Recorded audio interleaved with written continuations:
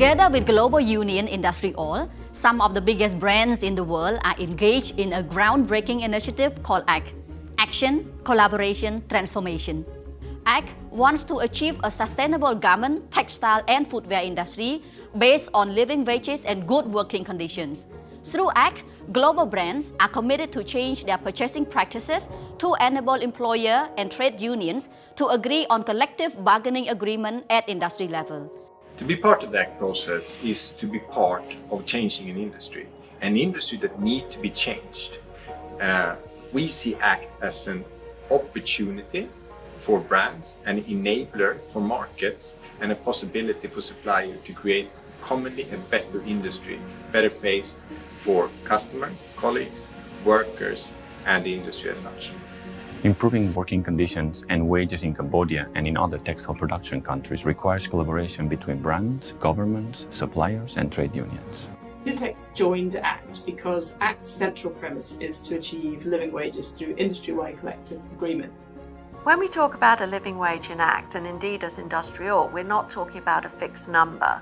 We believe that a living wage is what is considered to be a living wage by workers, and it is arrived at through negotiation with employers. The garment and textile industry is probably one of the most globalized industries in the world. So you can, through industry-wide collective bargaining at national level, take labor out of competition, but you also have to make sure that international competition does then not result in a process where the industry moves to other countries. Therefore, you need a link between national collective bargaining and international purchasing practices. And that is what ACT is actually about. First of all, once the collective bargaining agreement at industry level is signed, Cambodia will become a preferred destination of sourcing and investment for all ACT member brands until the end of 2022. Brands will concentrate their sourcing on those manufacturers who comply with the collective bargaining agreement. Brands will improve their purchasing practices to address issues like fair terms and conditions of payment and better forecasting and planning. Brands will strengthen the cooperation with suppliers to support the upgrading of the industry. Brands will incorporate higher wages into purchasing prices. ACT member brands and trade unions will work with governments to promote the implementation of freedom of association and a living wage through collective bargaining at industry level.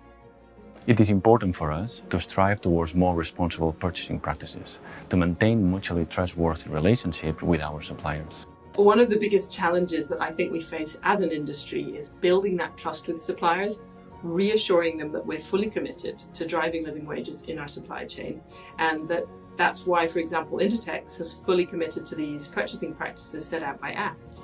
What does ring-fencing labor cost mean? It means that if wages go up, this has to be an isolated cost item in the calculation of the price, and the higher wages have to be reflected in the purchasing prices, so that suppliers know if we negotiate higher wages with the trade unions, this will be taken into account in the price negotiations with the brands. In an industry that is in rapid change, there is a bigger risk of not changing than to change.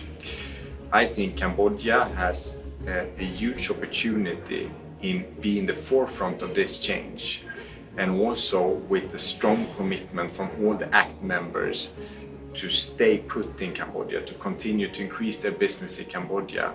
For me, that sounds like very good business.